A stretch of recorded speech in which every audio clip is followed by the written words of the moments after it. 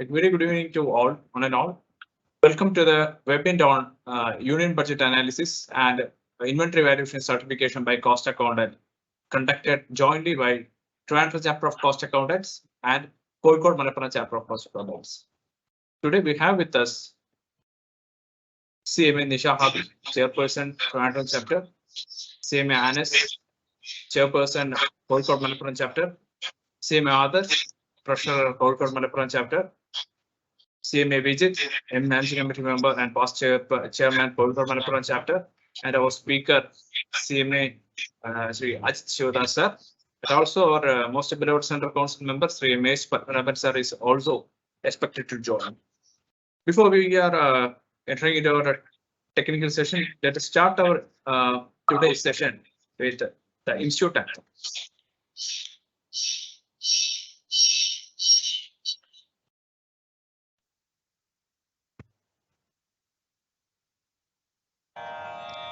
असतो मा सद्गमय तमसो मा ज्योतिर्गमय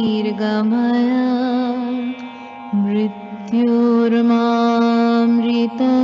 गमय मा सद्गमय तमसो मा ज्योतिर्गमय मृत्योर्मामृतं गमय असतो मा सद्गमय तमसो मा ज्योतिर्गमय मृत्योर्मामृतं गमय ॐ शान्ति शान्ति शान्ति.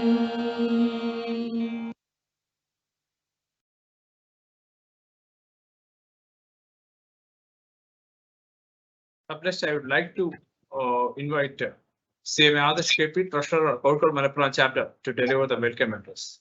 Over to you, Adarsh. Thank you. Okay, it gives me immense pleasure to welcome these great personalities to start the most timely webinar on the budget analysis and inventory valuation opportunities for CMA.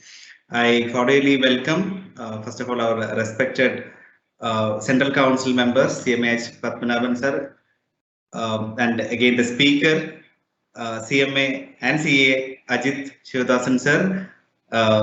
He is a practicing chartered accountant now. He is in the field of practice for last 7 years. He started his career as a practicing cost accountant and later shifted to practice in chartered accountancy since inspection of GST. And I also welcome Kozhikode Malappuram Chapter Chairman CMA Anas sir, and also the chairperson of Trivandrum Chapter CMA Nisha Habib ma'am to this webinar. I also welcome other members, students, and other participants.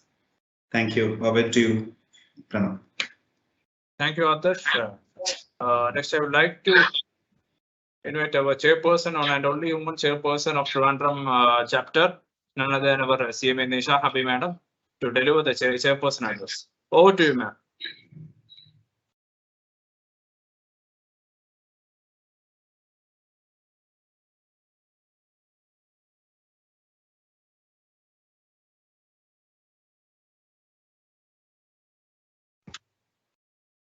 Please, you may please unmute your mic, Nisha ma'am.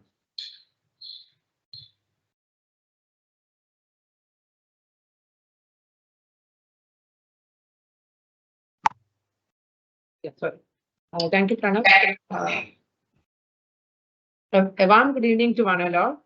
Respected Central Council member CMA Padmanabhan, Speaker for the day CMA Ajit Shivadas, Chairman of Kozhikode Malappuram Chapter CMA Anas, and Secretary of Trivandrum Chapter CMA Pranav Jain, CMA Adarsh, Treasurer of Trivandrum Kozhikode Malappuram Chapter, other Managing Committee members and members and students who are watching this webinar.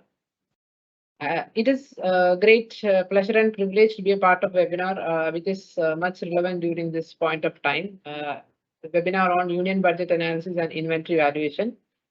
I'm sure that today's webinar will certainly add value to our knowledge. Being finance professionals, it is very much relevant to know about the updates on budget. on union budget. So let us listen to the speaker and get benefited from this session. Thank you. Nisha ma'am. And it's the second time when the Code Malappuram chapter and Trivandrum chapter jointly convening a professional development program. Last year also we did, and with so much pleasure, I would like to invite the chairman of the Code Malappuram chapter, the most vibrant, newly born chapter, CMA Anas, to address the session. Over to you, Anas, sir. You may please unmute and. Okay, good evening all. Respected Central Council of CMA Padmanabhan sir, our today's speaker CMA Ajit sir, Chairperson of Trivandrum Chapter Nisha ma'am, Secretary Pranav sir, my colleagues in Kozhikode Malappuram Chapter CMA Adarsh KP, Vijit sir, and all other participants in our this webinar. I am very much happy to conduct this much of program in collaboration with our Trivandrum Chapter. Especially this recent amendment in our union budget and request inventory valuation by cost accountants. I think this session will be very much useful to our members and students. Wish you all the best for this program. Thank you.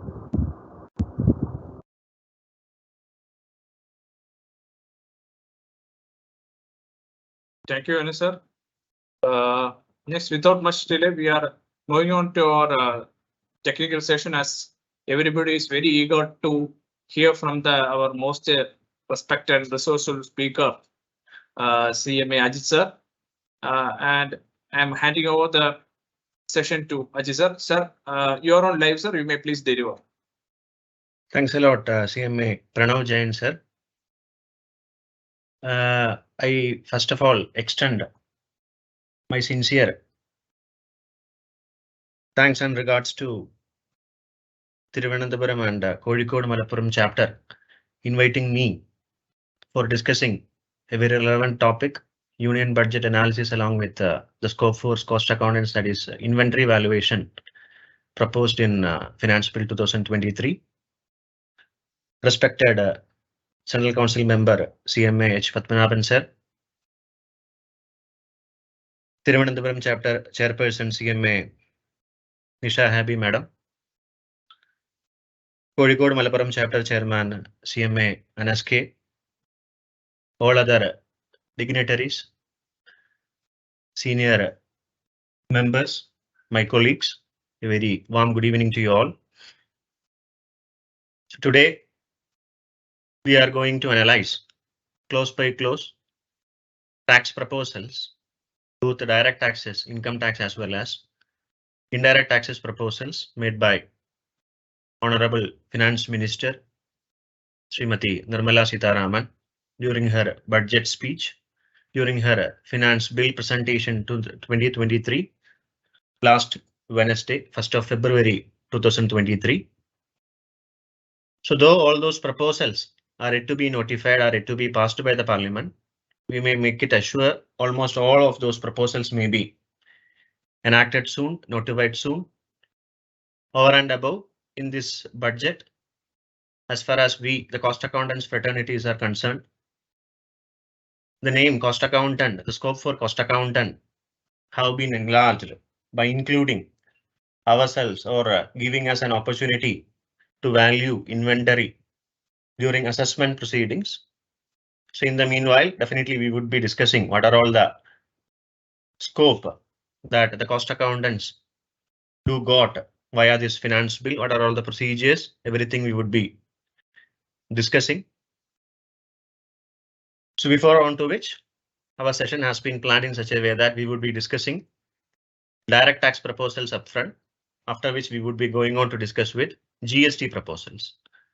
No other tiny acts, central excise or erstwhile CST, all those acts we are not going to discuss. Only we would be discussing those proposals in income tax regime as well as GST regime we would be discussing. So during this budget 2023, more focus were being emphasized on betterment of business fraternity, ease of doing business, Lot of proposals were being made to cooperatives also. Both pro as well as anti amendments are being proposed in direct taxes as well as GST. Customs also, we may see a lot of products are being hiked with duties. There are certain reductions in duties also. So personally, I do feel this to be a mixed budget. So with that, I prelude, let me share one PowerPoint presentation. Hope the PPT is visible to you all. Can I? Yes, sir. Yes. Yes. So union budget analysis and inventory valuation by cost accountant, opportunities for CMA. So if we overview the budget, as I mentioned, the main proposal are being focused on ease of doing business. So a lot of proposals are being made in the budget, easing doing business. What are all those proposals we would be discussing? Then most interestingly, there was one proposal for introducing Jan Vishwas bill. By amending almost 42 central acts, the government is going to reduce almost 39,000 compliances, and the government is intending to decriminalize almost 4,500 sections in various central acts. So that proposal was there in Jan Vishwas bill. In GST regime also explicitly in the budget itself, the bill itself. The Honorable Finance Minister has proposed to decriminalize certain procedures in GST also. Then another proposal regarding to assign or to consider permanent account number PAN to be a single business identifier instead of various other identifiers definitely is a very welcome move. Then there are a lot of advantages proposed to MSMEs, medium, micro, small and medium enterprises. One among the same being waiver of contractual obligations due to that COVID period contractual violations. The penalties to government 95% would be waived. Very welcome move as far as contractors as MSMEs were concerned. Then last but not the least, definitely yes, we as First Accountants Fraternity have been granted opportunities in income tax regime also. So what are all the opportunities? How to approach those opportunities? During the discussion, definitely we would be indulging onto, we would be detailing it later. So with this overview, let me enter on to various direct tax proposals. First and foremost thing regarding personal taxation. So we know as far as personal taxation is concerned, from last 2 years, there are two regimes. Old regime taxation as well as a new tax regime proposed under 115 BAC. Under section 115 BAC, without claiming lot of deductions and without claiming so many deductions in chapter 6A, an assessee if wishes to opt for 115 BAC can go for some lowered rates of income tax slab rates. But for the last 2 years, what has happened is, despite in new regime, the assessees are getting lower tax slab rates. Almost 90-95% of the taxpayers still stick on with the old regime only. In other words, the new taxation system is not that much popular.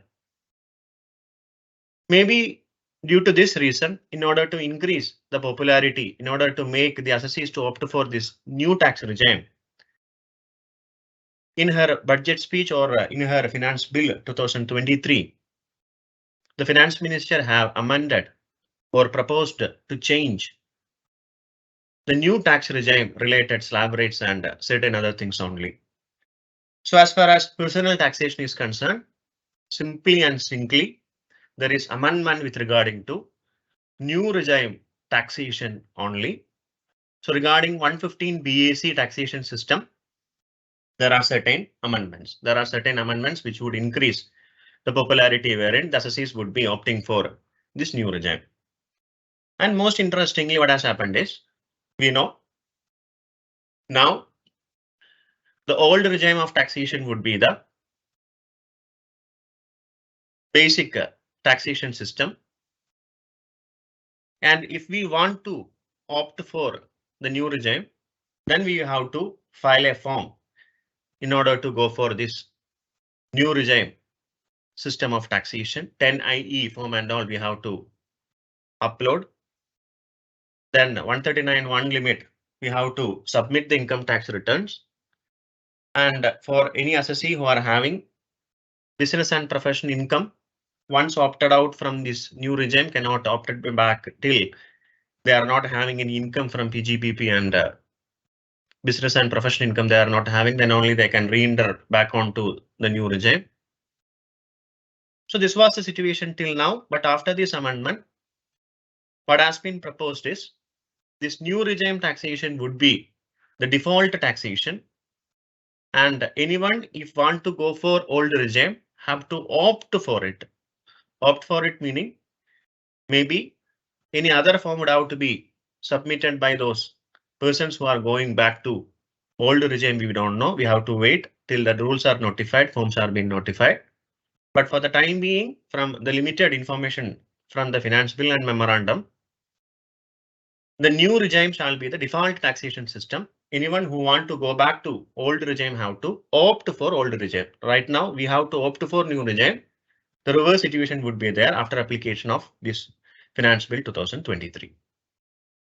As I mentioned, for old regime taxation, slab rate, deductions, exemptions, as far as personal taxations are concerned, there are no changes.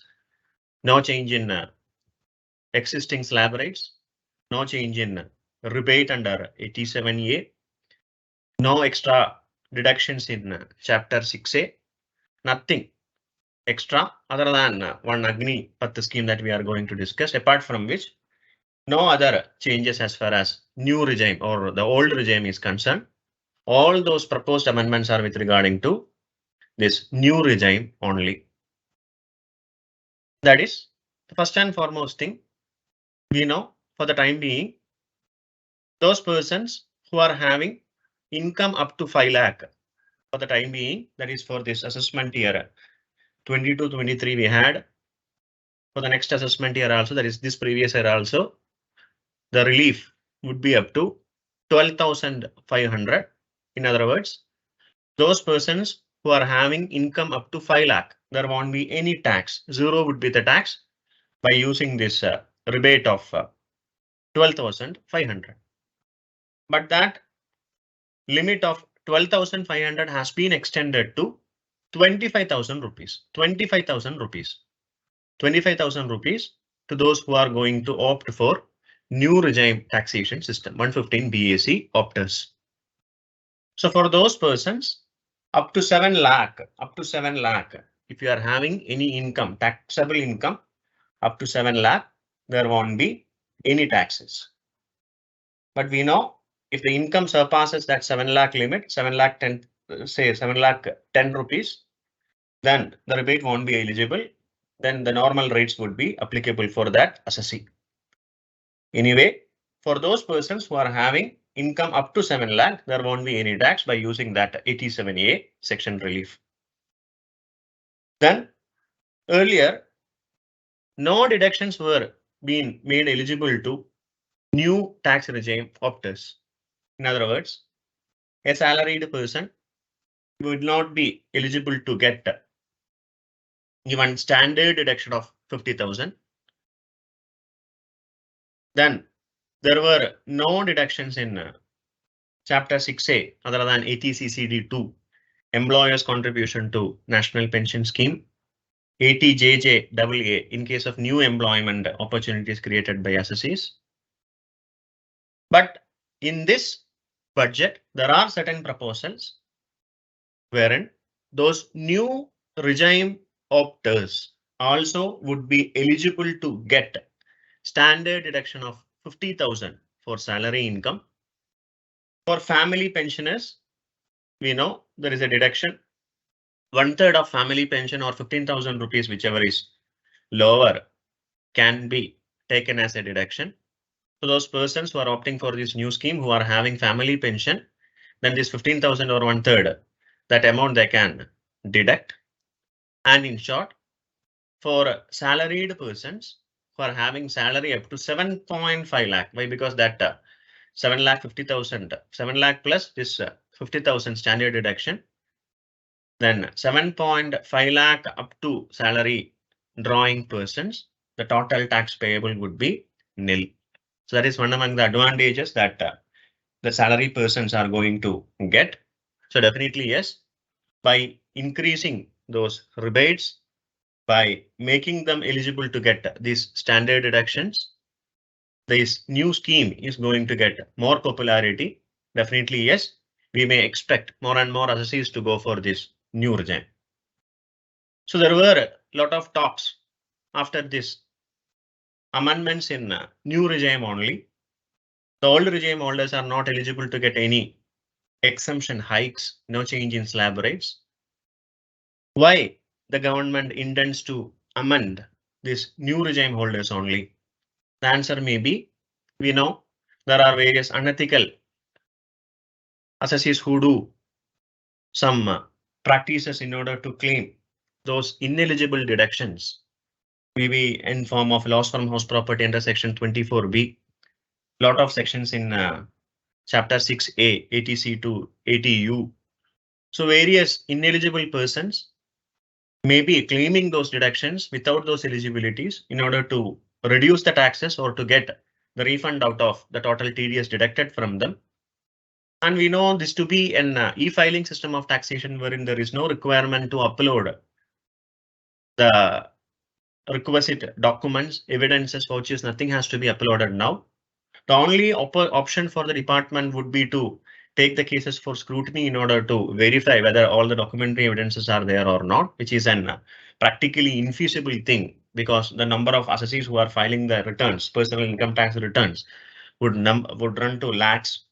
So in order to make those tax evasion checked, maybe the reason, without giving any deductions, the total income you just pay what? Lower rated taxes. So in order to promote this new regime, all these amendments may have been prescribed in the finance bill. Then one interesting thing is, during the budget speech, the finance minister proposed there is an increase in exemption limit for non-government employee regarding leave encashment. Present, we know the total or the maximum limit for exemption is 3 lakh rupees. That 3 lakh rupees has been extended to 15 lakhs, was being spelled out in her budget speech. But prima facie going through the finance bill, there were no traces. There were no any amendments in 1010A or anything or there in the finance bill wherein this amendment raising this 3 lakh limit to 15 lakh was being exhibited. Anyway, some explanations or something may be popping up in future. For the time being, there are no mention in finance bill regarding this enhancement, but in the budget speech, it is there. That is increasing that exemption limit for non-government employees in case of leave encashment benefits from 3 lakh rupees to 15 lakh. Then regarding that new regime tax slab 115 BAC, there are certain changes. First and foremost thing, the basic limit was up to 2.5 lakh. So that 2.5 lakh has been hiked to 3 lakh. Then instead of 2.5 to 5 lakh, the limit would be 3 lakh to 6 lakh. So on 6 lakh to 9 lakh, 9 lakh to 12 lakh, 12 lakh to 15 lakh, 15 lakh and above.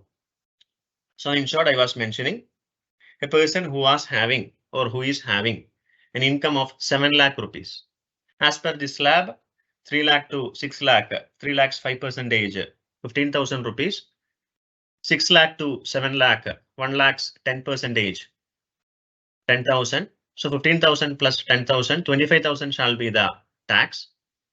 By deducting that 87A limit of 25,000, the total tax payable would be 0. This is how that rebate of 25,000 is. That is, those persons who are opting this scheme up to 7 lakh income, they won't be having any amount of taxes. But we know after that 7 lakh rupees, that rebate won't be there. So the normal rate of taxes would be applicable, 25,000 plus the remaining amount also, the prescribed rate would be applicable for those assessees. Then with regarding to that surcharge amount also, the highest surcharge rate was for above or over and above 5 crore income category, high income category, rich category persons. The surcharge was amounting to 37%. Now for new regime holders only, again do a repeat, new regime holders only, that surcharge has been reduced to 25%. So over and above 25%, there won't be a slab of surcharge. So in effect, the maximum rate was around 42.5%. Now it has been reduced to 39% due to this reduction in surcharge from 37% to 25%. So this is just the proposed new slab rate. Then regarding normal taxation system, I was mentioning there were no changes.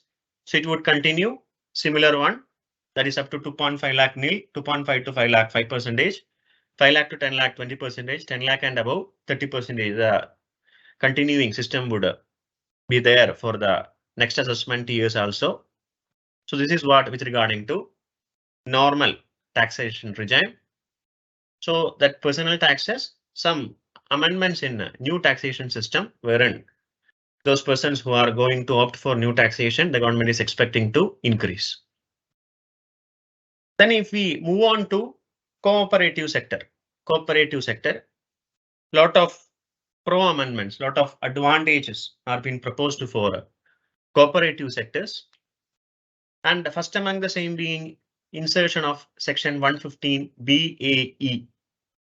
A new section 115 BAE has been introduced in such a way that those cooperative societies who are going to incorporate on or after 1st April 2023, that is next financial year, first day.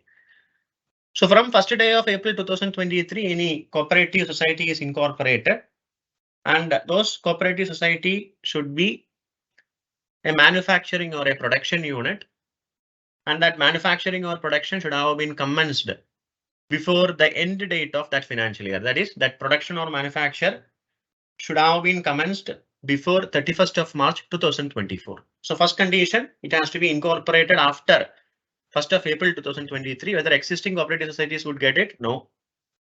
Only those new cooperative societies which is going to incorporate after 1st of April 2023. Then the manufacturing or production activity have to commence before 31st of March 2024. Then the income arising out of such manufacturing or production activity, the rate of tax would be 15% flat. 15% flat. There is a specific slab rate for cooperative society. There was a new section inserted under section 115 BAD. 22% slab rate was there. But here, for those cooperative societies without having any exemptions, without having those deductions in even ATP, if they are going to opt for this scheme under 115 BAE, just as if the company assessees are concerned, they are also being offered with this rate of 15% subject to various conditions. So here, cooperative societies also would be made eligible to get that lowered tax rate at the rate of 15%. So in that section 115 BAE, regarding that manufacturing and production, there are certain conditions. It should not be software related companies. Likewise, there are certain conditions. Then it should not be an arrangement wherein the existing cooperative society has been restructured in order to get this exemption. A new cooperative society has been incorporated by taking over another cooperative society. It won't be there. All the assets within that cooperative society should be new one. There is a limit wherein the old machines also can be used. Apart from this 15%, if this cooperative society carries on any activity other than manufacturing or production related activity or incidental activity, that income would be taxed at 22%. Then with this section 115 BAE, some amendment in specified domestic transaction also has been amended. So if such cooperative society do have got some arrangements with some other persons, that is in order to decrease the tax to this 15%, some arrangement has been done. Just as if in case of international transactions, in case of related party transactions, in order to reduce the taxes, the arrangements can be made. So if such instances has been identified by assessing authority, then such income would be taxed at 30% is being prescribed in this section 115 BAE. In short, this section 115 BAE definitely yes, a very welcome move as far as cooperative sectors are concerned. So agricultural based or any other sort of agricultural or cooperative societies who are going to have a new units, definitely they can utilize this lowered rate of tax at the rate of 15%. Then comes another welcome move or any good proposal for cooperatives, amendment in section 194N. We know under section 194N, those persons who have submitted 3 back years return over and above 1 crore cash withdrawal, the bank would be deducting TDS at the rate of 1%. Or in case of 20 lakh and above, those persons who haven't submitted the previous year returns, from that limit itself, the TDS would be there under section 194N. But now that section 194N for those cash withdrawal by cooperative sector has been extended to 3 crores. So for those cooperatives who are having cash withdrawal up to 3 crores, there won't be any TDS under section 194N. Then the next amendment, beneficial for cooperative society, regarding the amendment under section 269 WS and 269T. We know any amount of loan or deposit in form of cash over and above 20,000 rupees from a single person, equivalent amount of penalty would be imposed under section 269 WS and 269T. Now that amount limit of 20,000 has been extended to 2 lakh rupees. So in case of a primary agricultural credit society or a rural development bank, if they are depositing more than 20,000 but up to 2 lakh, they are giving loans over and above 20,000 but up to 2 lakh, then there won't be any penalty under section 269 WS or section 269T. So another beneficial amendment. Then for those pending cases, for those or those tax paid for the assessment year 16-17 for sugar cooperative societies, the deductions would be allowed for those sugar cooperatives. So maybe some North Indian sort of sugar cooperative society having this sugarcane sort of or sugar sort of production, they would be benefited with this amendment. So these are all the 4 proposals as far as cooperative societies are concerned, which would be beneficial for them. Then after discussing the amendments in cooperative society, let us move on to discuss some of those amendments in 5 heads of income along with the set of carry forward as well as deductions. First and foremost, important amendment in section 28 clause 4, 28.4. So what happened in 28.4? 28 being the charging section as far as the head profits and gains from business and profession is concerned.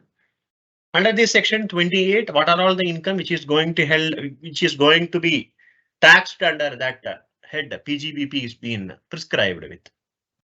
So under this clause 4 of 28, any benefit or perquisite received in kind was being taxed under this section, under this head PGBP. Now there is an amendment wherein any of such benefits or perquisites received by including cash or in kind or partly in cash and partly in kind. So any perquisite, any benefit received in cash, in kind, partly in cash, partly in kind, that benefit would be taxed under PGBP. So what is so important regarding this amendment? If we see insolvency and bankruptcy code, after this insolvency and bankruptcy code, a lot of NPAs are being regularized. In ongoing concern basis, the insolvency professional would be handing over that concern to the buyer. Then the creditor would be paid using that proceeds. What happens is the total loans availed by that company would be written off in the books of accounts. So till now, any of such loans which is being written off in form of working capital loan.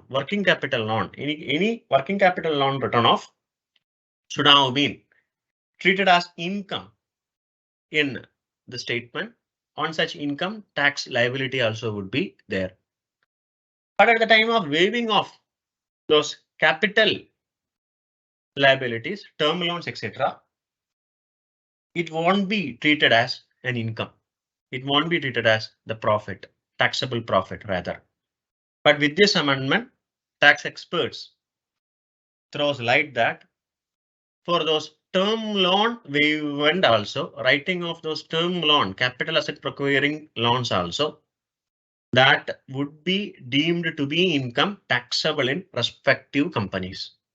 So definitely yes, this scheme under IBC may prove to be somewhat less attractive via this amendment preliminary analysis. So that section 28(4) has been amended in such a way that cash kind, partly in cash and kind would be treated as business income. 28(4) amendment. Then another amendment is of doing business enhancement proposal for MSMEs. So we know MSMEs definitely yes to face lot of working capital crunches. So in order to support them by getting the cash collected quickly and freely, 43B has been amended. Section 43B has been amended to make the payments made to MSMEs within 15 days or within 45 days. That is, if there is any written contract, if there is no written contract, then 45 days, or no contract, 15 days. If the counterparty who has purchased or who has availed any services from MSME, they would be required to make the payment within 15 days or 45 days. Then only they can claim those expenses on accrual basis. In other words, if they are making the payment after that prescribed 15 days or 45 days, which is prescribed in MSME Act, then such payments to them would be treated as an expenses, admissible expenses, only at the time of actual cash payment, So what is the impact of this amendment? So there was a myth, there was a thought after prescribing this section telling that if we are making a payment to MSME after 15 days or 45 days, that amount would not be treated as an expenses. It would be inadmissible expenses forever. Is that the position if we go through? Certainly no.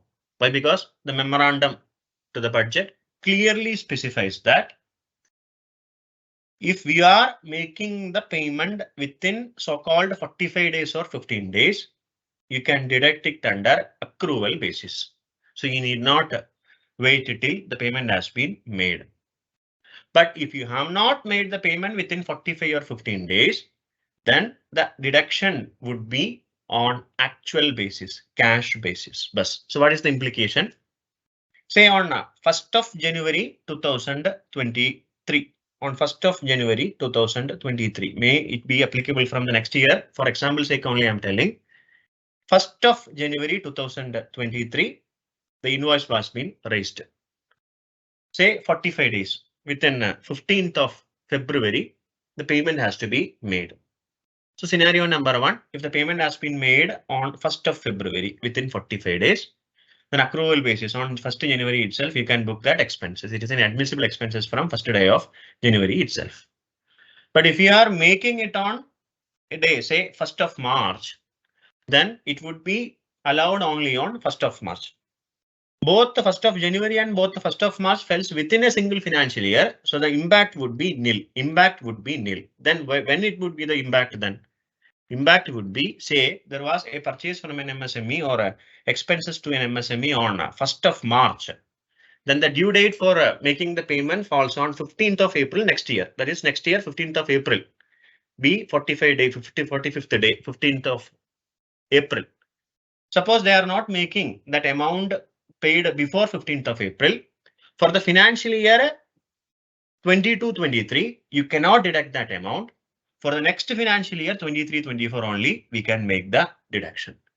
So even though that expenses is within the P&L account for the period 22-23, for the reason you have not made within the year and the date was not expired during the period, you have to wait till 15th of April. If made within 15th of April 22-23 itself, you can make the deduction.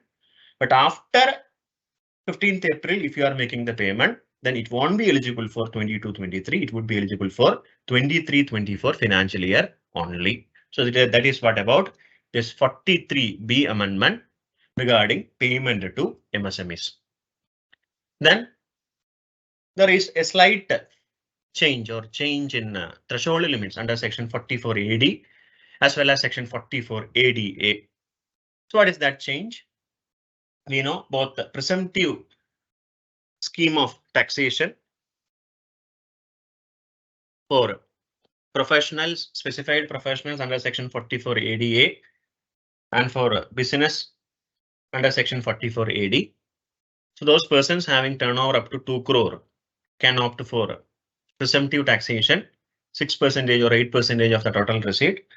Then 44 ADA existing provision, 50 lakh total receipt, 50% of the total turnover minimum you have to declare as profit.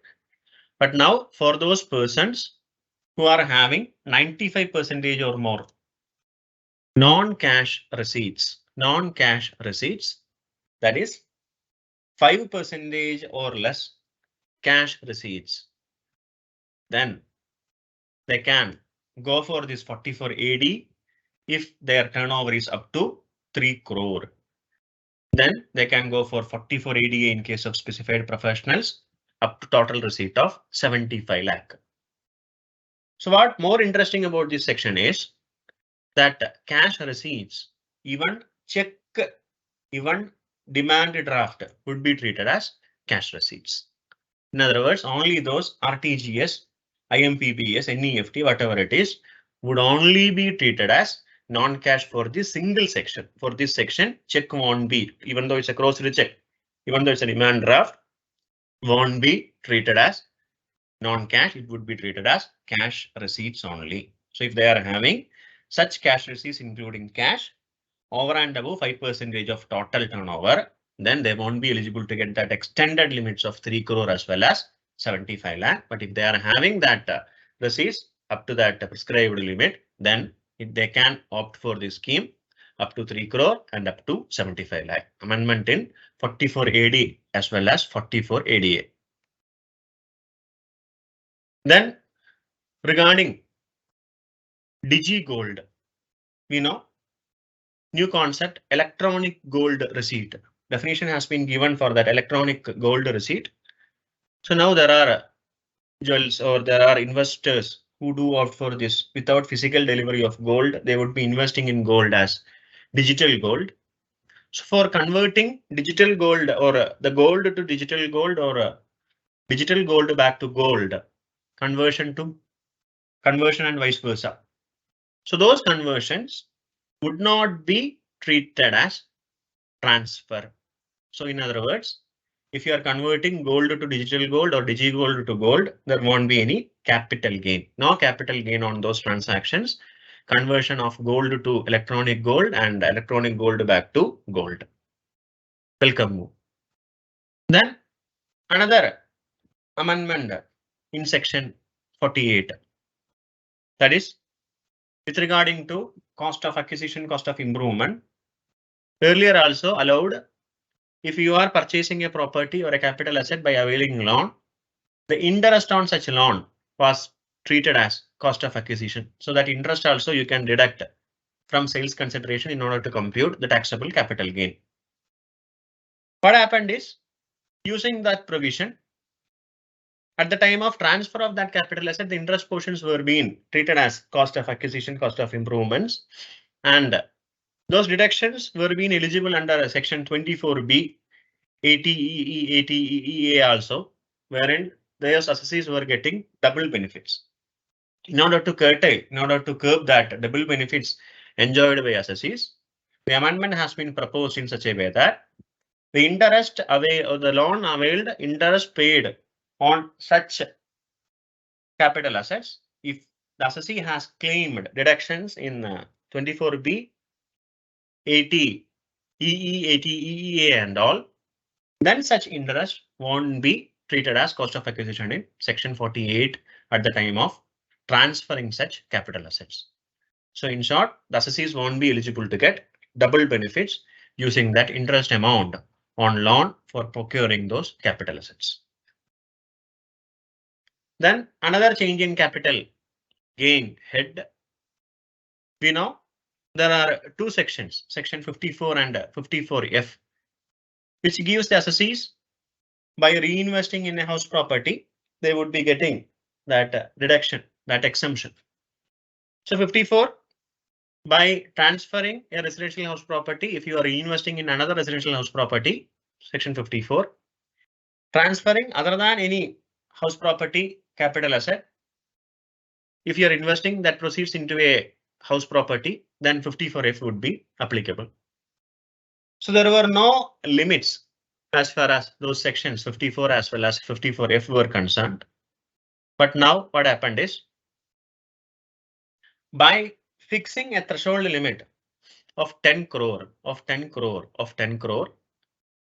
section 54 would be limited to 10 crore exemption only, reinvesting in new house property. 54F also, there is threshold limit of 10 crore. So what the difference between that 54 and 54F, we know. Out of the total gain after deducting that cost of acquisition and cost of improvement, the entire amount invested in new house property or capital gain, whichever is lower, you can deduct.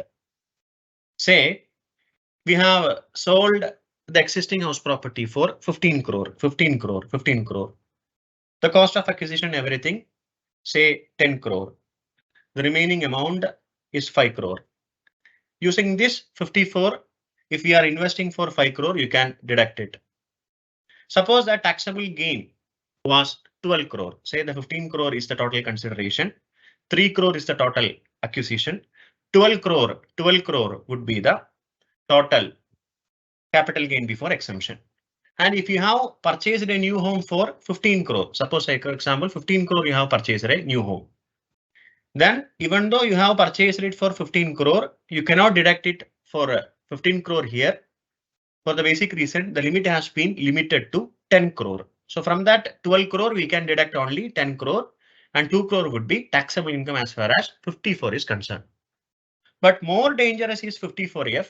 Why? Because under 54F, the deduction amount is not the actual amount of investment in house property.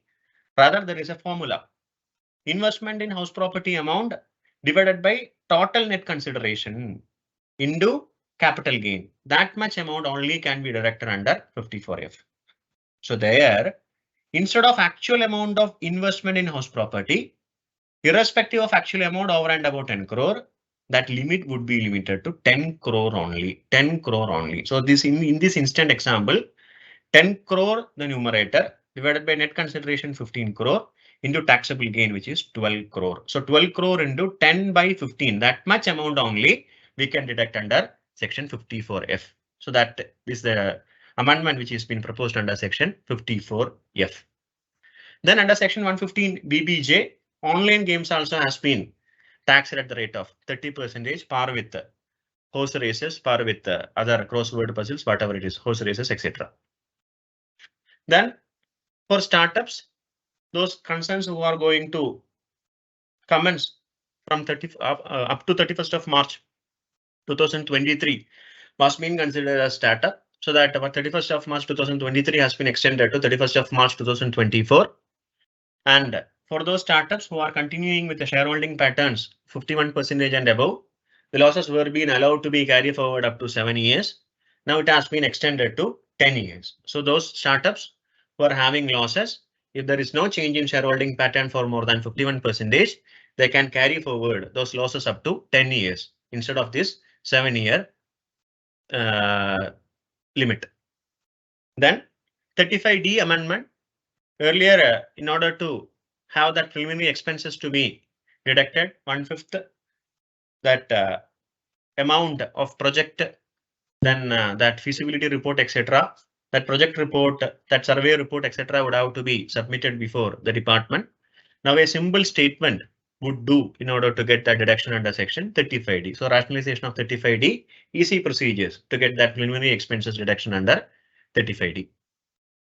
Then we know under income from other sources, any amount in excess of fair market value received as a premium by a company, that would be taxed as income from other sources in the hands of company, but only if it has been issued to residents.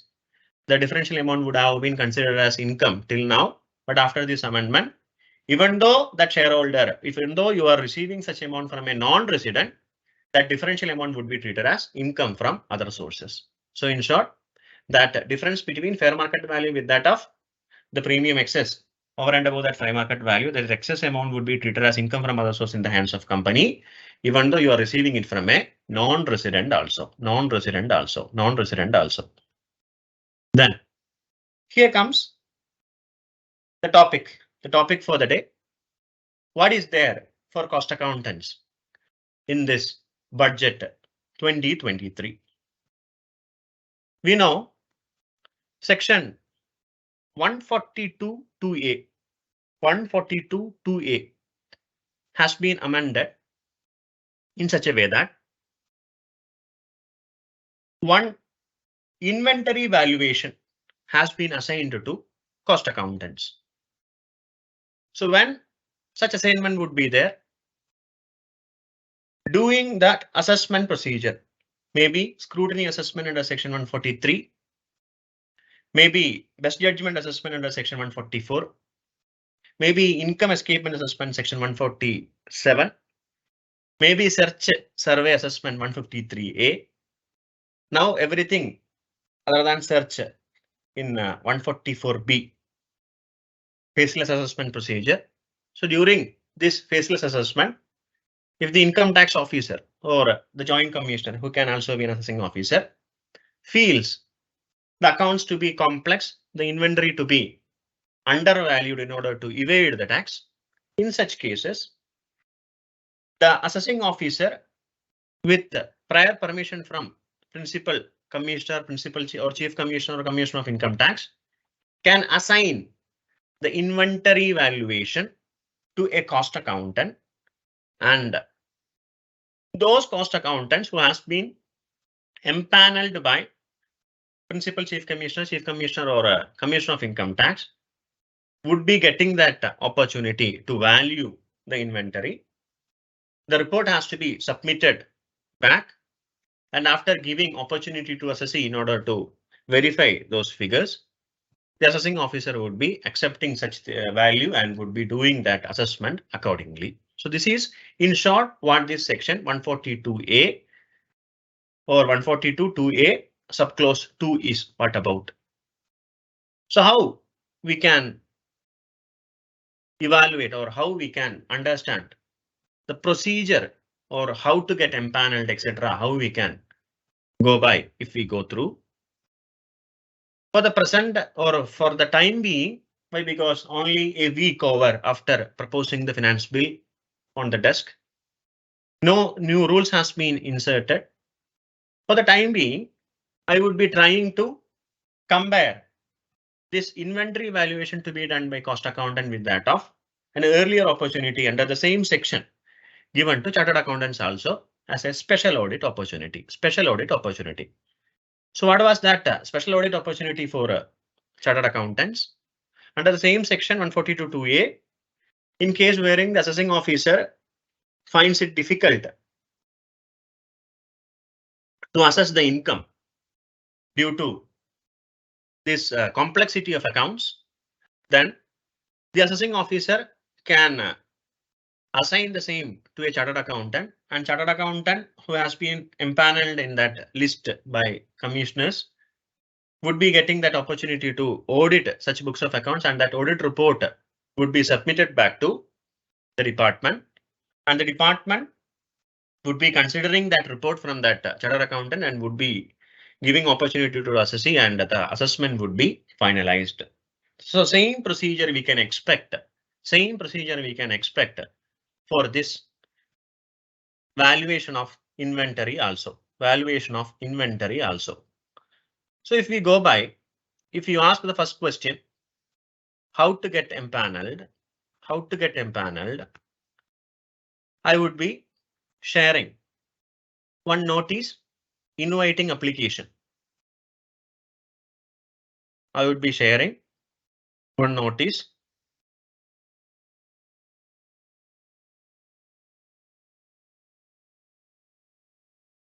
inviting application for special audit I was mentioning for chartered accountants. Hope it is visible.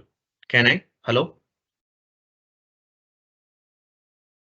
Hope I am audible. Yes, sir. Yes. Yes. sir. So this is notice invitation I was telling you for chartered accountants under Form 42(2)A. So this type of a notice for invitation, what you call inviting chartered accountants would be issued by the concerned zones. Commissioners would be issuing those things. If you see the eligibility conditions, eligible CA firms or chartered accountants valid a certificate of practice, taken into account the departmental sources, then 5-year returned income with at least 5 lakh receipts, then office staff with at least 20, minimum 2 chartered accountants. There should not be any proceedings related to income tax evasion, demand, penalty, nothing. Not guilty, not tax evading, penalty prosecution under Income Tax Act. No unethical professional practices, no misconduct under Chartered Accountants Act. Experience minimum 10 years. Then the details of exceptional or outstanding work. All those criteria, if we satisfy, then there is a pro forma wherein we can make the application to the concerned authority. Name of applicant, complete address, PAN, details regarding the partners, proprietors, staff strength, minimum experience. So those biodata, income related, receipts related, then the declaration. So this way, we would be also be required to go for that application. So suppose, say, Cochin Commissionerate or Calicut Commissionerate invites cost accountants to be empanelled for that inventory valuation, the notification would come. Sooner that notification comes, then if we have got that prescribed eligibility conditions satisfied, then that prescribed format we may be available to get applied and we would be required to do that application. Then after applying, we would be empanelled, and after empanelling, now for chartered accountants to submit the audit report, there is a form. In Form 6B, Form 6B, hope it is visible. Form 6B is the audit report format wherein the special audit report has to be submitted by that assigned special auditor. So in that way, why? Because this Form 6B would be confining that audit report under section 142(2)A for chartered accountants only. So likewise, we can expect a form wherein cost accountants also would be made available to report that inventory valuation report and cost report, whatever it is, with various annexures and various columns regarding the submission of that audit report. So this would be the procedure wherein we would be required to submit the audit report also.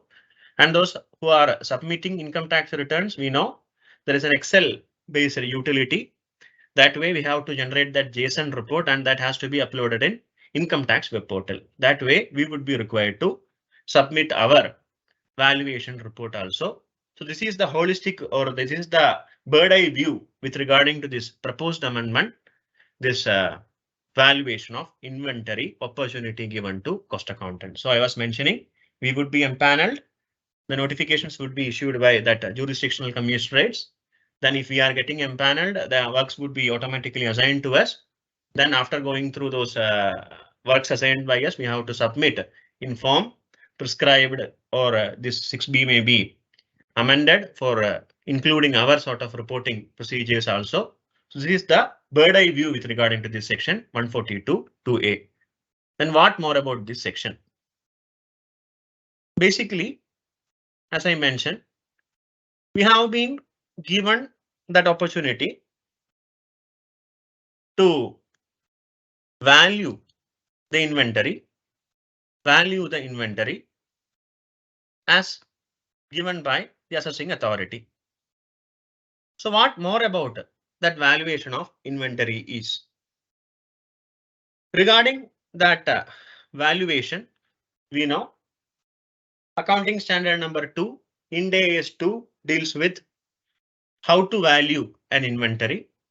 Over and above those accounting standards, there is income computation and disclosure standard number 2 in income tax regime for valuing inventory. So we know there are fundamental differences between the valuations in accounting standards Ind AS with that of ICDS. Say GST, duties, taxes, which has to be eligible for or which are being eligible for ITC won't be included as a cost in AS2 or Ind AS2, whereas in ICDS2 all those taxes would be included while computing the term cost. So basically we know ICDS2 how to value inventory. Cost or net realizable value, whichever is lower, shall be the benchmark or would be the thumb rule for determining the value of inventory here also. But the cost term do differ in ICDS2, differing from that of AS2 or with that of Ind AS2, first thing.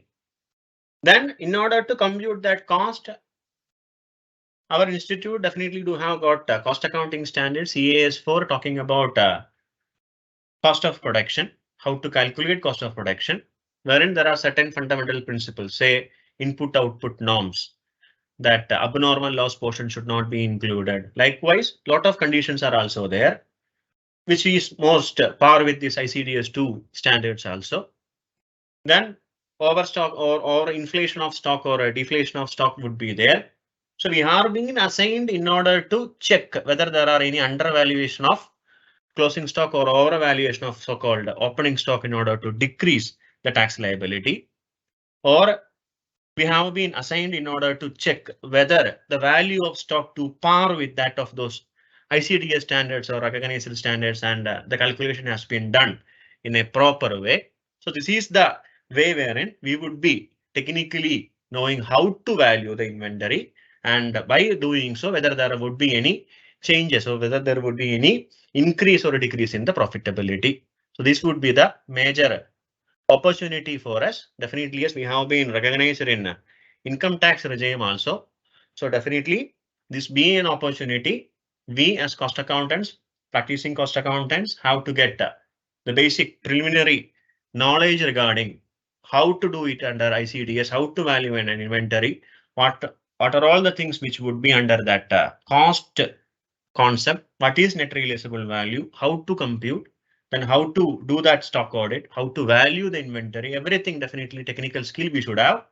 So using it with that ethical standards also we would be required to keep up doing it. Definitely, yes, this is a very good opportunity given to us. So definitely, yes, we have to prove ourselves. Now we have got that opportunity to prove ourselves. Definitely, if do so, definitely we would be recognized for some other avenues also in the future. So this is what about this valuation. As I was mentioning earlier, the procedures, these are all presumptions. As per this present special audit for chartered accountants, I was presuming the application for empanelment would be there, the criteria, enumeration, etc. would be there in that empanelment notice. Then in Form 6B, presently the chartered accountants are doing their report. Likewise, one form would be notified for us also. Then at any stage of assessment, including but not limited to 143, 144, 147, 153A, it can be referred for cost audit. Only at the time of assessment, no Commissioner of Tax Appeals or no ITAT can refer for valuation by cost accountants, only by ITO or Joint Commissioner who are assessing officers. The time limit is maximum 180 days. Maximum 180 days. Generally 60 days would be given. If so extended, maximum of 180 days, that would be reduced for computing the limitation period available for income tax officers. For non-compliance, that is for valuation of inventory has been given to assessee, but they are doesn't comply with, then they would be imposed with a penalty under section 272A. Then the assessment would be done as per 144 best judgment assessment. Then there is a chance that those premises would be raided, that search procedures can be initiated against those assessees. So these are all those procedures which is being expected for this valuation of inventory by practicing cost accountants. Then, after discussing the opportunity for cost accountants, now back to some other amendments in income tax. Regarding TDS and TCS, dangerous amendment for TCS. For TCS, now we know if we are making any foreign remittance outside, for foreign remittance outside or tour packages, presently there are two limits. That is, basically there are three limits. First one, up to 7 lakh.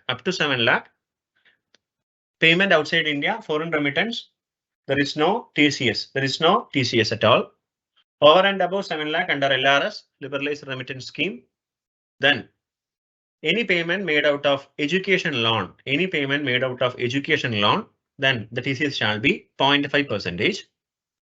For remaining foreign remittances, the present rate is TCS at the rate of 5%. But now what happens is there would be basically three slab rates. First thing, any payment made outside by availing education loan, 0.5% would be there. There is no change for remittances outside by using education loan proceeds. 0.5% shall be the TCS. But for any other education or any other health required sort of or health related payment outside India, then other than education loan, education purposes and medical sort of foreign remittances outside India, then the TCS shall be at 5%. Other than this education and health, again do I repeat, other than health and education, any amount over and above 7 lakh if you are remitting outside, then the TCS shall be at the rate of 20%. 20% shall be the TCS. Very dangerous amendment as far as foreign remitters are concerned. For those foreign remittances over and above 7 lakh, other than for education and medical, the TCS collected by that responding that the foreign transferor would be at the rate of 20%. Though we are going to get the credit in the next year while submitting the return, that 20% would have to be paid as an advance, Dangerous amendment. Then 206AB, 206CCA for a specified person related. We know that section 206AB, 206CCA for a specified person, that is for the previous financial year, they haven't filed the return, the time limit over. Their TDS, TCS credit is over and above 50,000. Then instead of the normal rate of taxes, that the TDS or TCS should be 5% or double the rate, whichever is higher. That has to be deducted. Now, small change in specified persons. If you are making payment to a non-resident without PAN, then they won't be treated as a specified person. So even though they haven't submitted the return, that higher rate in 206AB and 206CCA won't be applicable. Then those persons who are being exempted in order to file the returns, who are not required to file the returns as notified by the central government, notification need to come. So those persons who are not required to submit the return, if they haven't submitted, they cannot be treated as a specified person. Then the higher rate won't be applicable for such associates also. So two exclusions from the definition of specified person for applying under section 206AB with that of section 206CCA. Then I was mentioning online games, 30% tax slab has been inserted. Now for TDS also same 30%, par with lottery winning, par with crossword puzzles, par with horse races, 30% shall be the TDS rates. Then for non-resident payment, now there is some issues with regarding to change of TDS rate with that of double taxation benefit or tax treaty rates. So if there is difference in tax treaty rates with that of income tax rates, as per the general principle, the treaty would be given prominence. So the treaty would override the act. The notion is there, but anyway, there were certain instances wherein it has been the department officers has been assessing it at the income tax rate itself without giving opportunity at tax treaty rates. Now the section has been amended in such a way that the benefit under tax treaty would be given the prominent. So Act itself proposes it to be so that legal remedy may be there for such instances in the future. Then one among the main schemes announced during the budget was with regarding to Agnipath scheme. A new scheme, Agnipath scheme for those newly recruiting Sena, that is Navy that is for army forces and all. New scheme was being proposed and recruitments are being done right now. So for that purposes, a new corpus fund, Agnivir Corpus Fund has been enacted. So for that Agnivir Corpus Fund, any amount invested by assessees, without any limit, for any amount invested to such funds, we would be eligible to get deductions under 80cc-H. So that deduction for 80cc-H is applicable both for existing scheme, that is old scheme, with that of new scheme. So for both taxpayers, existing and new scheme, if you are contributing to 80cc-H, you would be eligible to get deductions, entire amount, no limit, exemption or deduction, we would be eligible. Then any accretions out of that deposits, there won't be any tax. At the time of withdrawal also, there won't be any tax. So EEE scheme, at the time of investment exempted, any accruals exempted, at the time of withdrawal also exempted. EEE scheme, we used to say Agnipath scheme. Then for those employers who are contributing to that Agnivir scheme on behalf of employees, it would be treated as a salary under section 17. Then that employee can deduct it under 80cc-H, just as if section 80cc-D2, employer contributing to NPS, it would be treated as salary in the hands of employee.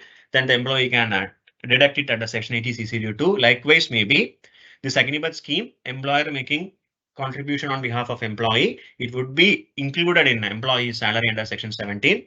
Later, the employee can deduct it under section 80cc-H, maybe so. So this is what about the new scheme proposed, Agnipath scheme. Then, as usual, various amendments for charitable and religious trust. For charitable and religious trust, first and foremost amendment regarding non-applicability of updated return. So 139(8)(a) not applicable for charitable trust. If they are having that 12AB registration, then for claiming that exemption, if they have delayed 139(1) limit over, 139(4) over, the later return time limit over, whether they can go for updated return in order to get the benefit, the answer is big no. So if they are skipped those time limits, then they cannot go for 139(8)(a) in order to claim the exemption and to file that audit report and get those benefits under section 11 and all. So that updated return provision is not at all applicable for trust. Then there was an amendment in Finance Bill 2021 wherein any amount taken as a loan used for purposes, then such amount won't be treated as an application under 11, 85% application of income, it won't be counted. Only at the time of repayment of loan, such repayment shall be treated as application of income for that 85% category. Now one more clause has been inserted. If you are repaying the loan, then that loan has to be repaid.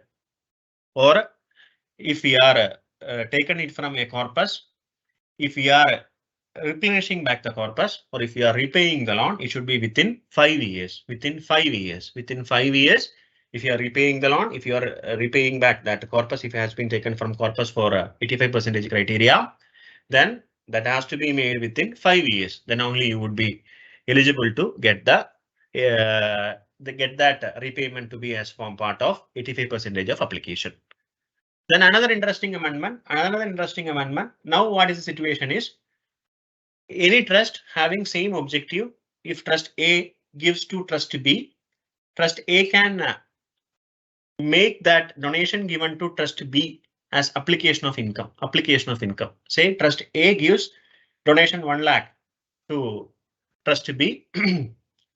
Trust A can treat that 1 lakh rupees as application of income and it can be considered to be as 85% of application of income, keeping apart 15% reserve. So by making series of trust, by keeping apart that 15% reserve, because only 85% has to be applied and that amount would be transferred to some other trust. So that 15%, say there are 10 trusts, they can keep that amount without being taxed for the sake of that reserve of 15% itself. So now what the amendment has came is, in order to curb that activity by transferring from one trust to another trust, getting that 15% benefit. If you are giving any amount from one trust to another trust as a donation, even though it's of the same nature, instead of 100% of the donation to be treated as application of income, now out of the total donation, again do I repeat, out of the total donation given by trust A to trust B, 85% of such donation, 85% of such donation can be treated to be as an application of income part instead of 100% earlier. Say they are giving 2 lakh rupees to trust B. So instead of 2 lakh being treated as 85% application of income, 2 lakhs 85%. Say 1,70,000 only can be treated as application of income for that period. That's what this amendment is all about. Then 3 names: Jawaharlal Nehru Memorial Fund, Indira Gandhi Memorial Fund, Rajiv Gandhi Foundation contribution. Now in ATG we know 50% without limit. These 3 fund contributions were being mentioned in ATG. Now those 3 names done and dusted. So anyone who is contributing to Jawaharlal Nehru Memorial Fund, Indira Gandhi Memorial Trust Fund or Rajiv Gandhi Foundation, they won't be eligible to get deduction under ATG. Then one important amendment. If we are giving any information incorrect, false at the time of registration, then the Commission of Income Tax or Principal Commission of Income Tax would be having that right in order to cancel the registration of trust. Then one draconian amendment regarding to trust. We know for the last 2 years, the trust has to be renewed its registration for 12AB in 5-year tenure. So all 5 years, the trust registration would be given. Then after 5-year period, at the time of expiry, they have to renew the registration again in order to continue with the exemption benefits. So what is happening is, if they fail to re-register, after that so-called 5 years, then the net assets, it is termed as accreted income, total assets minus total liabilities other than corpus. So that accreted income would be taxed in section 115 TD at the rate of 30%. So interestingly, not interestingly, the dangerous situation for those trusts. So even for small mistakes, if they don't re-register themselves, some issues during re-registration on the entire net asset value, corpus fund value, reserves, whatever it is till now, on such amount of net assets, the trust would be required to pay tax at the rate of 30%. Then another dangerous amendment for submitting 9A and Form 10. Form 9A, Form 10, what is it for? Say the trust cannot apply 85% of total income during the period, maybe due to the non-receipt of income, maybe due to ineligibility in order to make this thing for the current year itself. They can accumulate the income. And till that period of accumulation, it would be treated as the application only. And at the time of that year, they have to do it for that purpose. Otherwise, that expiry of that accumulated period would be treated as an income then. Now what is happening is, or earlier, in order to accumulate such income at the time of submission of income tax return, they have to give application in order to accumulate such amounts for such and such period. But now what is happened is, in order to accumulate such amount for future periods, you have to submit those forms in Form 9A and Form 10 2 months before. So earlier, at the time of submission of return, if you want to accumulate for future years, you have to submit that form. If so, now you have to accumulate, then you have to give that form 2 months before that 139 one time limit. So due care has to be taken for those trusts, those consultants, those auditors. If you are not giving that form before 2 months, you are losing the opportunity. The entire income accumulated would be taxed in the current year itself. So these are all the amendments as far as trusts are concerned. Then minor amendments in assessments and appeal. I'm not going in depth to all these things. Most interesting amendment, third point, amendment in 132. At the time of search or seizure, they can be accompanied by digital forensic experts, registered valuers. Just while it was only the officers who can accompany this thing. Now experts also can accompany the officers. Then the time limit has been extended 12 months. Then joint commissions has been increased in order to expedite resolution in appeal proceedings. Small changes as far as these are concerned. Then other proposals in income tax. One notification was there with regarding to combining ITR 1 to ITR 6. So now there are 7 ITRs, ITR 1 up to ITR 7, ITR 7 for trust. So apart from that ITR 7, there was a notification wherein it was been proposed to simplify or to combine all those ITR 1 to ITR 6. A single form would be notified. So it was being mentioned in budget speech also. Then I was mentioning for MSMEs, 95% of forfeited amount during the COVID period would be returned back to such period for government and government undertaking contracts. Then PAN would be used as common identifier. Jan Vishwas Bill I was mentioning, lot of compliances has been made done and dusted. Then decriminalization of 3,400 provisions. Then one interesting amendment, negative amendment. If we are getting or if we are paying premium over and above 5 lakh, premium over and above 5 lakh, then there won't be any exemption under 1010D. 1010D exemption won't be there. Earlier there were no such a limit. Only was with regarding to limit 10% of total sum assured. Up to 10% of total sum assured. If you are paying, that amount was eligible under ATC and a 1010D exemption was eligible. But now if you are paying any amount over and above 5 lakh in an annum, then insurance benefits, insurance tax benefits won't be there. So insurance policies would become, especially private insurance policies would become tax affected. So charm would be reduced. Then two interesting amendments, that is nowadays if there is a refund issued or refund for the relevant assessment year, and if there are any outstanding demands for previous periods, then one intimation would come whether this demand can be adjusted with the current period refund. If we said no, then the department won't be taking the amount from that refund, the entire refund would be credited to our bank account. But now that provision has been understood in such a way that without asking us, the department can adjust it with the demand outstanding. Then another amendment, if there are any assessment or reassessment taking for any of the assessment years, the refund would not be credited until and unless that assessment or reassessment would be finalized.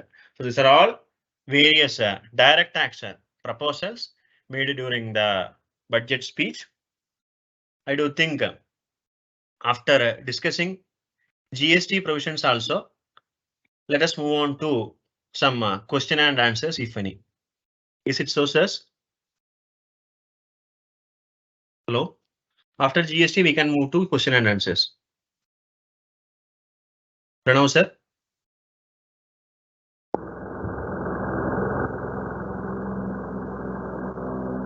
Hello. Yes, sir. We can proceed like that. So let us move on to discuss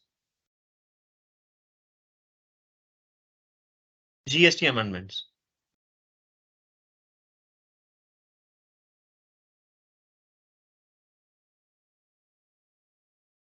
So in income tax, you may see there are almost 122 amendments, but in GST, there are only 25 less amendments, including CGST as well as IGST acts.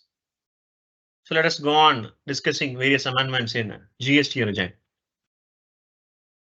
So totally this many amendments are there. One by one we would be discussing. First and foremost amendment in composition scheme persons.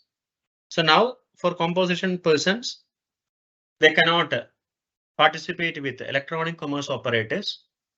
But from 1st of October 2023,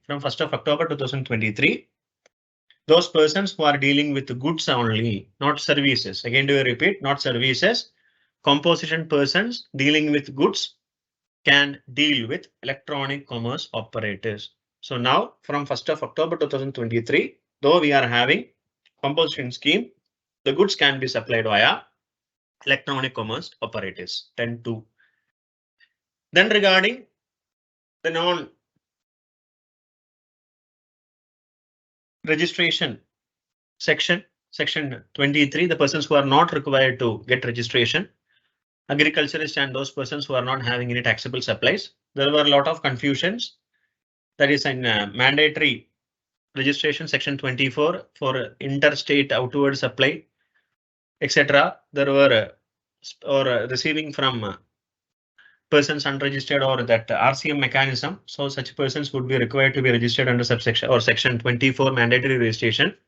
So there were confusions whether those agriculturists or those persons who are totally exempt would be required to get registered as per section 24 or as per section 22. Now it has been cleared for those persons who are being not required to get registered under section 23. That section would override 24 and section 22. So in short, though they are having any those transactions indulged under section 24 or those things in section 22, those persons need not be getting registered under section 23. That is very welcome move as far as those exempted players were concerned. Then 16.2, there is only a minor technical differences. What it is? The technical difference being for that rule 37. For that proviso to section 16.2, there was a section, there is a proviso, there is a rule 37 wherein if you are not making payment to the supplier within 180 days, then the total credit along with interest up to date has to be repaid back. That has to be added along with the output liability, output tax liability. Now, instead of treating it to be as part of output tax liability, it has to be paid. It has to be paid. So we have to pay it via some DRC03 sort of a challan. We would be required to be paid instead of adding it along with this output liability. So for 37 rule for that proviso to 16.2, in order to reverse those tax credits along with interest for non-payment within 180 days, instead of adjusting it with output liability, it would be a separate payment about the amendment in 16.2 proviso. Then for that warehoused goods not cleared for home consumption under customs rule, we know either it would be directly given for home consumption or warehouse to home consumption. Only at the time wherein it has been issued for home consumption, the duty triggering point, the chargeability event would occur. But as far as for those warehoused products which has been cleared or a supply of warehoused goods directly, if you are exporting, there won't be any tax implication, duty implication here. So if any warehoused goods has been cleared without home consumption directly for export, then it would be treated as an exempted supply. So what is so important regarding this thing? That amount of exempt supply would increase. So reversal under rule 4243. Rule 4243 common credit rules would be applicable. So that amount of turnover by supplying from warehoused goods directly for export would be treated for exempted. So more amount you have to reverse under rule 4243, etc. Then another negative impacting amendment. Earlier there was a confusion whether GST credit on CSR expenses, whether GST credit on CSR expenses are eligible to be for input tax purposes. So there were pro views as well as anti views, but now it has been settled. It has been pronounced in income tax also any CSR expenses as under section 135 of Companies Act, such expenses is explicitly an inadmissible expenses. It cannot be deducted from taxable income. So here same condition for GST purposes also. Any GST credit on such CSR expenses, it won't be eligible for input tax credit, won't be eligible. So what is the situation till now? It has been cleared. This is an prospective amendment. Prospective amendment. Only when this section comes to force. Only when this section comes to force. From that date of notification, then any expenses for CSR expenses, then the GST component would be ineligible. Till then, it would be eligible, even though it is a debatable thing. Then with regarding to return submission, 4 returns, GSTR 1, GSTR 3B, GSTR 9 and TCS return. Now for all the 4 returns, there is no maximum time limit wherein you can file the return. After paying the so-called late fee, we can file those returns, but now it has been fixed up to 3 years. 3 years time limit has been fixed. So no one can file after the 3 year from the actual due date from where it has to be, it should have been actually filed by. So that return time limit has been limited up to 3 years, all those 4 returns. Then change in 54.6. 54.6 in Finance Bill 2022, last Finance Bill, that provisional tax credit acceptance was done and dusted. Two-way communication was done and dusted by inserting or revamping that old 41 section. In order to align with that section, refund what you call 54.6 also has been changed. Then regarding refund, one welcome move under refund rules. There was a provision if the refund is not being given, within so-called 60 days, if the refund is not being given within so-called 60 days, then what would happen is that refund interest would have to be given. So the question was when the date of interest has to be computed, start to be computed. So till now, it was being computed from the 60th day from the date of giving for refund. But now instead of 60th day, if there is a delay in sanctioning refund, then from the first day on which you have applied for refund till sanctioning of refund, that delayed period, you would be eligible to get interest on such refunds. So earlier it was after 60th day. Now from first day you would be eligible to get interest if there is a delay over and above 60 days. Then one among those draconian amendments, we may say, for electronic commerce operators, ECUs, Flipkart like, Amazon like, Swiggy like, Zomato like persons who are using that electronic commerce way of doing business for the default from the persons from whom they are distributing. We may say business participants. The business participants would be selling or giving services to the ultimate consumers through ECUs. So if an ECO is dealing with an unregistered person, so if an ECO is picking some goods or services from an unregistered person, why? Because in order to get participated with ECO, the person is required to get registered under section 24. But due to that fault, the person has not registered, but the ECO is supplying such goods or services, then ECO would be penalized. Then if ECO is doing interstate supply for not eligible, why? Because composition person, now the goods can be given. If they are not eligible to do interstate supply, but ECO does what? Interstate supply from such persons, then ECO would be what? Penalized. Then if any error occurs in GSTR 8, then again ECO would be penalized. So two offences of the counterparty, one by the ECO itself, there would be a penalty. 10,000 or actual amount, whichever is higher, shall be the penalty under section 122 1B. So those all ECOs have to be vigilant. They have to be due diligent while selecting the business participants. Only if they are having the registration, they should be allowed in order to trade via ECO platforms. If they are having interstate supply, kindly do verify they are having that eligibility. There are no ineligibility for them to indulge with the interstate supply. You have to make it assured. Otherwise, these penal provisions would be attracted to ECOs. Then decriminalization, I was mentioning these three instances at the time of raid or inspection: obstruction or preventing any officer discharging duties, liberatory tampering the material evidences, destroying the evidences, failure to supply information. It has been decriminalized from GST. Then for launching prosecution, the limit from 1 crore has been extended to 2 crore. Welcome move for 1 crore to 2 crore. Prosecution won't be there. Only if you are supplying goods or services without issuances of invoice, then only that 1 crore limit would be there. Apart from which, only the demand if it is more than 2 crore, that prosecution procedures would be initiated. Then I was mentioning 3 cases wherein that decriminalization has been proposed. Then 138(2), welcome move, compounding of offences. Earlier at the time of compounding, the tax that has to be paid or compounding amount that has to be paid was been ranging from 50% to 150%. Now instead of that 50% to 150% at the time of compounding, it has been reduced to 25% to 100%. So now the limit would be 25% to 100%. Then a tiny amendment that the GST department can share the information of assessee to the government other departments. Say GST can share that information, say to PF, to income tax, to ESA, etc.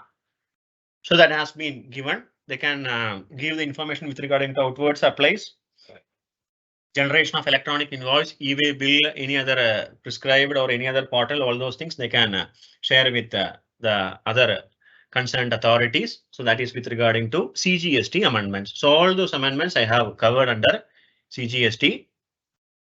Then regarding Schedule 3, three more instances has been now inserted wherein the place of supplier and the place of recipient is outside taxable territory. That is, if I am purchasing it from Sri Lanka, I am selling it at say at China. Then there is no movement into India as such, so there is no duty liability. It is a fully exempted supply. Then high sea sale also it's an exempted supply. Then if you are supplying warehouse goods, earlier I was mentioning it is treated as an exempted supply for computation at 40 to 43 purposes also. Here Schedule 3 has been amended in such a way that these three sections would be treated as this exempted supplies only. Then refund also won't be available for them. This is what about CGST amendments. Then 3 amendments onto the last slide. Then regarding the GST amendments, IGST 3 amendments, 216, 217 with regarding to OIDAR, non-taxable online recipient. OIDAR, online information database and access retrieval services. So earlier, no manual intervention, minimal human intervention, etc. definition was there. Now that has been done and dusted. So anything and everything can be OIDAR, which would be increasing the scope. Why? Because the place of supply and all, and they do have an extended taxability. So now not only those actual OIDARs, rather, even though they are having some human interventions, there is a chance that they can be also treated to be par with OIDARs. Then the last and final one regarding that place of supply rules. If the place of destination of goods is outside India, and the recipient and the supplier is within India, then instead of the place of destination of goods being the place of supply, the place of supply shall be the place of registered recipient in India. So that is the amendment in 12.8. So in short, it would be a taxable supply then. So these are all those amendments as far as CGST, as far as IGSTs are concerned. So I was mentioning almost 122 amendments in income tax. Out of those 122 amendments, some of those interesting amendments or major amendments we were discussing. Then opportunity for cost accountants also we were discussing in detail. Then various CGST as well as IGST amendments also was been discussing. So now it is almost 8:15. So I do think we should have some platform wherein we can discuss some of those proposals last 15 minutes. So over to the desk, over to Vijit sir, over to Anas sir.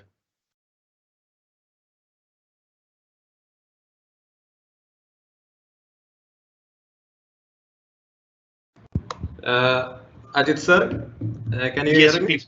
Yes, you are, please. We have 2 queries regarding one with ICDS 2.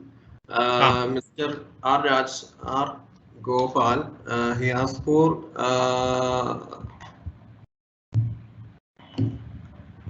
ICDS 2 never ask cost accountant signature. I don't know what is it a query or ICDS 2 never ask cost accountant signature.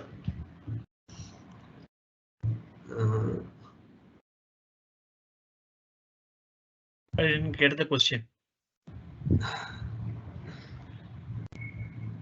So another one. Please clarify if the TCS enhanced rate of 20% if applicable only for international tours undertaken next fiscal year, but ending before 1st July 2023. The thing is that is foreign remittances, not with regarding to the date on which actually we are conducting the tours, but the date of foreign remittances what do matter. So if we are making that foreign remittances on or before 1st of July 2023, it's October. It's not 1st of July. It's October, I think. So before which there is no enhancer rate. It is actually payment basis not on the basis of actual tour. Hope it is clear. Okay. Okay, sir. One more question from R. Gopal. He told that year-end stock will be valued after 10 months. No meeting in valuation time limit must be prescribed. The thing is that, sir, actually it's an inherent limitation of our entire accounting system. But anyhow, we do have that practice for stock audit, even though if we are taking the stock till now or today's stock, if we are taking, we can add or deduct the in between period purchases as well as sales. So that way we can arrive at that specified day stock. Then definitely, yes, stock register they would be mandatorily required to keep. So from that stock register, definitely we can get those quantifications. Physical verification has to be tallied as well as mentioning. Back period we can retaliate. Then it is what about the actual stock with that of which is been mentioned in income tax return. I was mentioning it may be inflation of opening stock or lower valuation of closing stock, which may have resulted in reduction of profit. So in order to curb that reduction of profit or reduction of income using these valuation methods only, this has been made applicable. So definitely, yes, even though the time has elapsed, we do have got those methods in order to value those inventories properly. So we may hope it would work, and definitely, yes, it would help us. Okay, sir. Any other question from attendees?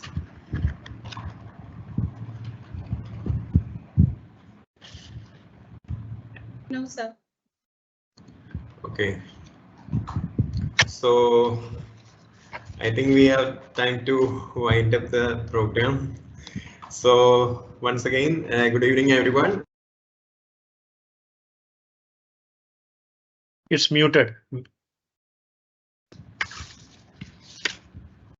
Okay.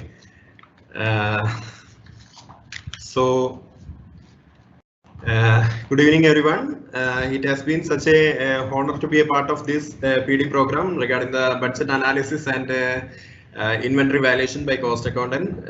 It's a good theme for today. I would like to thank my organization, the Trivandrum chapter and the Kozhikode Malappuram chapter to conduct this program. I would like to extend my heartfelt gratitude to our chief guest who is absent today due to a meeting in Central Council, CMA H. Padmanabhan sir. And I express my sincere thanks to CMA Ajit Shivadas sir, who is sharing a wonderful knowledge on the budget analysis. Thank you, sir. Thank you very much. And I also express my gratitude to both of the chairman and chairperson, CMA NSK, the chairman of Kozhikode Malappuram chapter, and CMA Nisha Habi, chairperson of Trivandrum chapter, and also CMA Pranav Jain and CMA Adarsh KP for hosting and welcoming the guests and attendees. So once upon, I express my great applause to all the attendees who made this program a success one. Thank you all. Thank you, Ajit sir. Thank you, Trivandrum sir. I do again thank the entire task force behind this session. Thank you once again for inviting me. Thank you, the participants, for all your patient listening. Thank you once again. Thank you, sir.